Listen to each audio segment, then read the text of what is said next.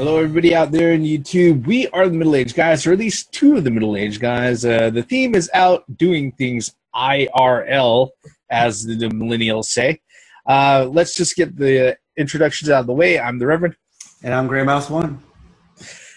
This particular video, we're going to be talking about the Castlevania teaser trailer that was just dropped yesterday, the 24th of May, 2017. The teaser was all, I think, the actual footage of the animation itself was probably only about a minute long. Okay, the teaser itself is about 2 minutes, but it's full of freaking of Castlevania fan service, all the way down to the NES console and the old school CRT TV that they show on screen when they go ahead and they boot it up. But basically, what's going on is that we reported back in February of this particular 2017 that Netflix went ahead and announced that they had acquired and that they were going to be putting out a Castlevania, or excuse me, an animated series based off the Castlevania video games. And it was going to be run by Shankar and the animation studio Frederator, which does, I believe, what is it? Adventure Time. That does Adventure Time. They are the guys who are going to be doing the producing it. And the writer, oh, shoot, I can't remember the writer's name on it right now. Let's see here. Warren Ellis is the writer of it, who's actually a critically acclaimed comic book writer. He's the one who's been writing the adaptation storyline. And basically they announced that, hey, look, we've got Castlevania. It's going to be an animated series. We're going straight to Netflix. And in Shankar's words, it's going to be violent and R-rated as fuck. Okay, that's his exact words from the tweet that he went in and he put out. And if you've ever seen pictures of Mr. Shankar, you can tell right away that he's a character. All right? So what happens is that we saw the trailer. We saw the little teaser. It was very, very short. But oh my God, the impressions that they left with it. And that's pretty much what we're going to talk about in this particular video here. Grey Mouse, what are your thoughts, sir? Before we really get into it. Wow. I mean, you know, I kind of, when I saw the trailer or that it was released, I went into it with an open mind. Mm-hmm. Almost had my mind blown away about just nostalgia. It tugged at the nostalgia heartstrings. Just at the word go. I mean, as soon as it opens up with a NES and a old school NES cartridge on top of it, although it's red. Yep. And then the guy who did it picked it up, blew into it, and then put it into the NES, and then turned the power on. And you know, as the camera pulled away, you could see it was hooked up, like you mentioned earlier, to an old CRT TV, and it showed the old school NES controller. But we all know that Nintendo never worked like that, you know, back in the day. That only one time. But no, that's just nitpicking. But the whole nostalgia part of it at the beginning, it's just like, I was like, wow. And then it went on onto the trailer. And I really liked the way it was animated. It really felt like, you know, like the a Castlevania series, goth type drawings, and I was really impressed.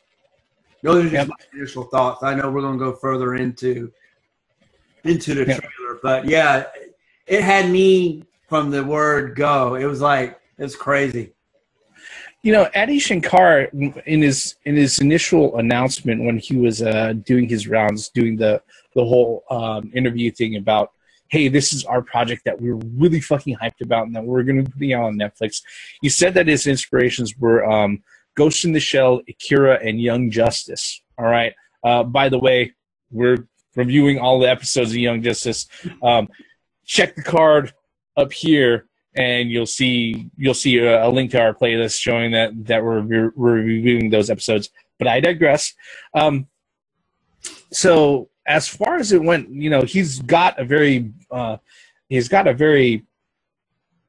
clear idea as far as his the way that he wants to present it and the way that he wants to stylize it. But when he mentioned Young Justice, that means he's looking for something that is going to be very, very deep in lore and the way that the story is going about.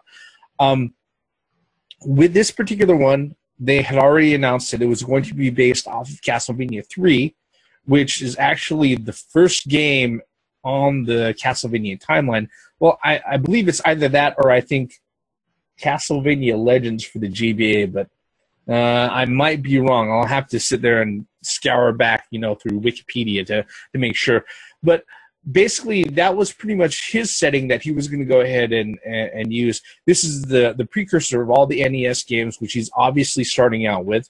And just based off the animation alone, we saw Trevor, or at least his silhouette, all right, and him picking up the whip. We saw Alucard, we saw Sifa, and we saw Grant. So they're obviously going to be following those particular heroes throughout the series and into this. And yeah, from what I saw, the animation quality that they have going forward is absolutely fucking gorgeous. It is absolutely gorgeous. Because I got kind of worried, that they were sitting there, they're showing the walkway to Dracula's castle, or the path to Castlevania or Transylvania, that's lined with all of the impaled, skeletons and corpses and stuff like that. And it looked like really high def stills at first.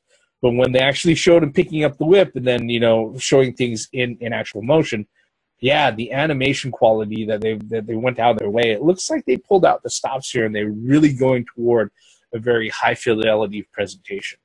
So I was really impressed with the goth style. I know I just said that before, but that's Castlevania anyway. You know, it's very reminiscent of goth. That's what the lore is. And I was really impressed at we saw Trevor, like you said, you saw Alucard, and then Sophia, how do you say Sophia, right? Sifa. Yeah. And then we also saw a little bit of the action shots with, he actually cracked the whip, and then you see blood. You didn't see what he hit, but all you saw was blood splash across the screen. I was like, oh, yeah, that's rated R, all right. It's hard R. And then, and then the overture, the I am the guy who killed Dracula. Like, who are you? I am the guy who killed Dracula. I was like, wow. I was like, okay. It's not, Yeah. I got to say that, from what I've seen so far, it looks really, really impressive. But my reservations that I have is that, especially being the big anime geek that I am, is that I know from even the highest, the best productions of anime, that they, depending on the studio and depending on the production values and how they handle it out, I have a fear that, the first episode or two are just going to look absolutely picturesque and gorgeous. And then all the ones in the middle are going to be a huge step down. And then all of a sudden the last two episodes are going to be, beautiful again. All right. Yeah. Because a lot of animation and production studios do that when they're going in, they're going through things like that. I think the difference though, in this particular instance, is that unlike a lot of animation studios or anime productions where they sit there, they go, okay, let's go ahead and let's put this in. We're not sure how long it's going to be. We're not sure how dedicated we're going to be to this particular project, if it's going to run, I don't know, 10, 13, 26, 54 episodes or whatnot. And then what they do is that they tend to go ahead and kind of stretch the budget a little bit, and they choose moments in time to go ahead and actually lessen the quality where it's really fucking noticeable. I think with this, since it's on Netflix and it's using the BBC, the European format, which is, hey, here's your budget, make all of your fucking episodes, and then we'll go ahead and we'll do it either put it out on a regular basis, or if it's on Netflix or some other direct service like that, you send it out and it's just bingeable. People can sit there and binge watch everything. That's that looks like that's going to be the case. I just hope that it's not going to be this thing where it's really, really pretty. Then in the middle, it's not so pretty. And then at the end, it's really, really pretty again, because that happens a lot with anime. Well, it seems to me like from the article back in when it first broke back in February of this year, it seems to me like, because I distinctly remember it saying season 1. So season 1, series 1, season 1, series 2. So I'm sitting here thinking, I was like, they must be pretty devoted to already, have it thought out. I mean, everything that's new is, they're going to go ahead and say season 1 of it, whether it's a flop or not. But I think there's enough lore, and especially if they're pulling from Castlevania Dracula's Curse as what it was said, and the writer that's involved, I really think that they're going to actually create 3-dimensional characters, and we're actually going to, I really think there's enough room there and enough meat there to actually care about the characters, care about where they're going, care about the storyline. And I hope, I'm trying to curb my enthusiasm here, but I really hope that they do an excellent job, because I would love to see this, further. Because, I mean, you got a lot of lore in Castlevania 3, but I'd love to see that lore and the whole world be expanded upon, It would be really interesting. And quite honestly, I'm kind of shocked that Konami is actually allowing this to happen. I mean, it kind of, you have that's one thing that I have in the back of my mind, that sinister Grim Reaper in the background, that's standing over things,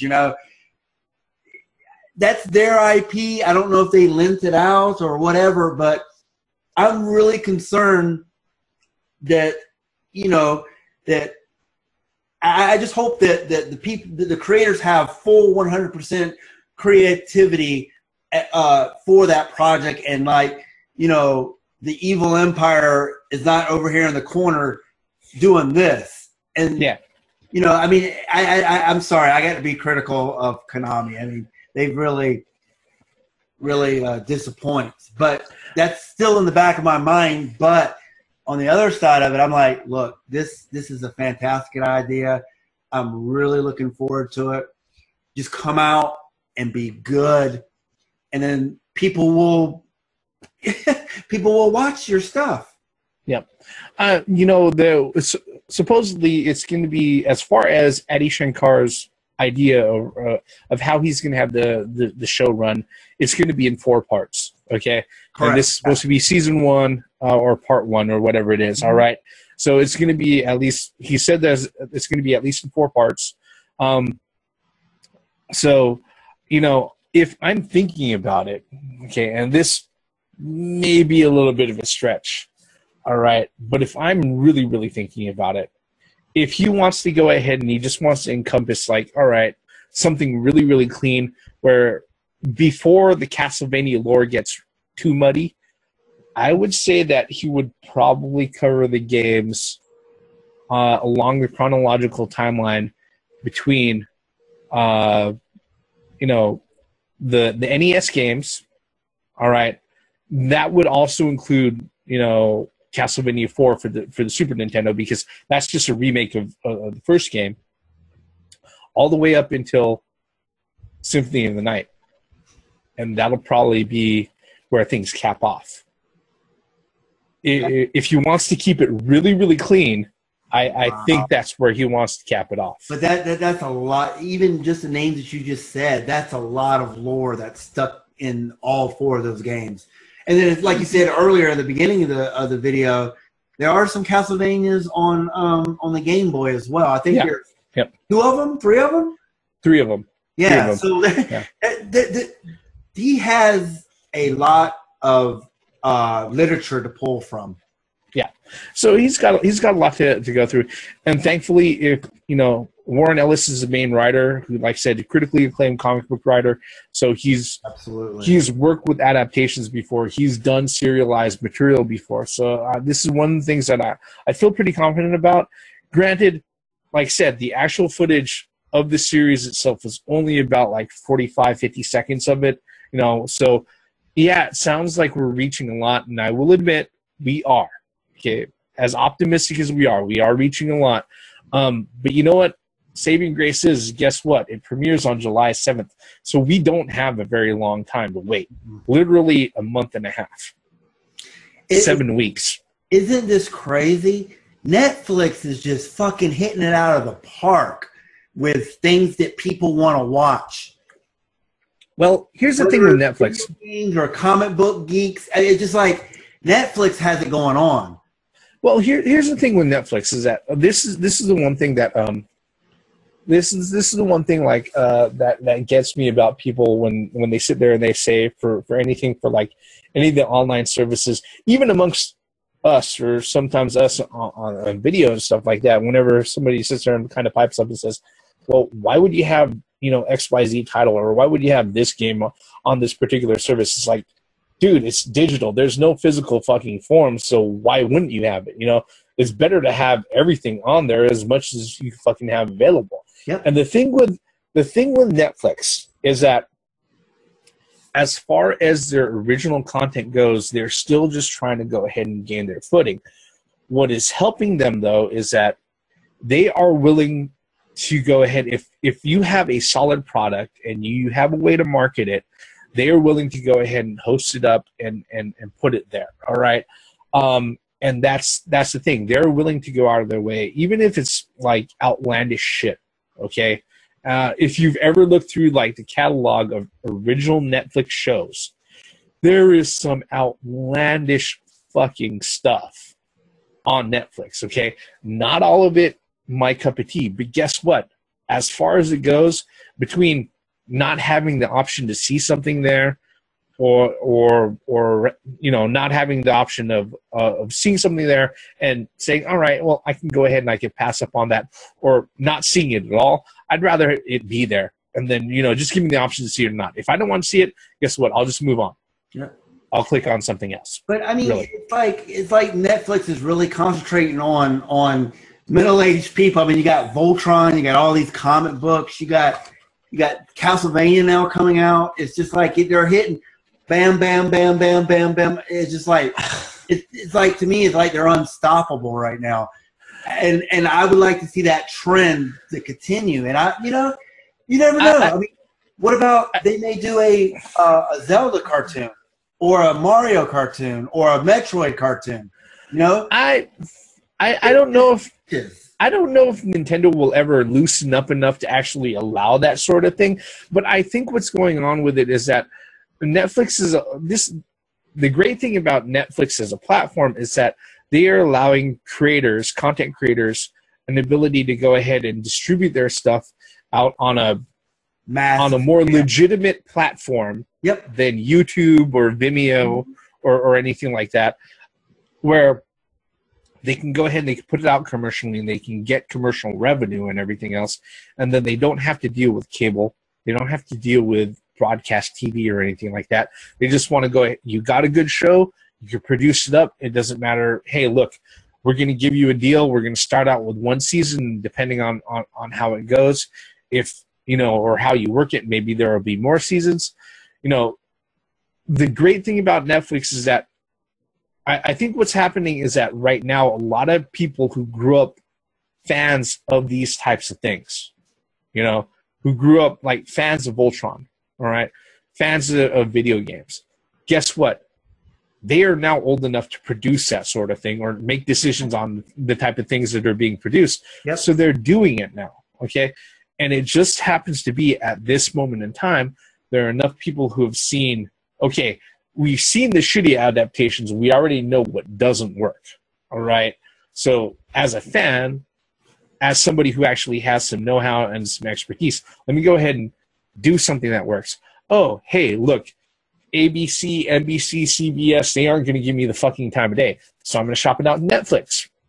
And that's pretty much what's going on. And the thing with Netflix is that they're the, when it comes to binge watching, people just sitting down and just going through everything straight through, they're the ones who really pioneered and pushed that forward into mainstream culture and everything else. All right. Yeah, you have people that are coming out, like HBO has their service now, and fucking Amazon is putting out, original content and stuff like that.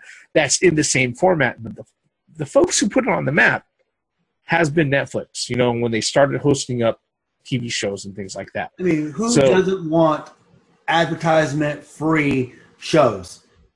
Yeah.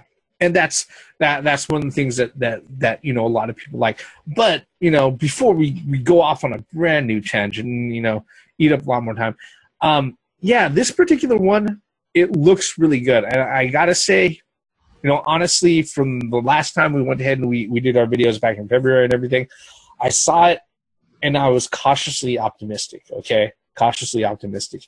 Now I'm pretty fucking excited for this. Okay, this looks really, really good. Okay. And thankfully, we don't have long to wait to actually see all of this series to go ahead and come out. Like I said, Castlevania, the first season, or at least part 1, is set to hit Netflix July 7th, 2017. So we got a little bit more than a month to go ahead and wait. Yep. And, we're going to be able to see, hey, whether or not this is worth you watching and worth being exciting, or whether or not we were wasting our energy.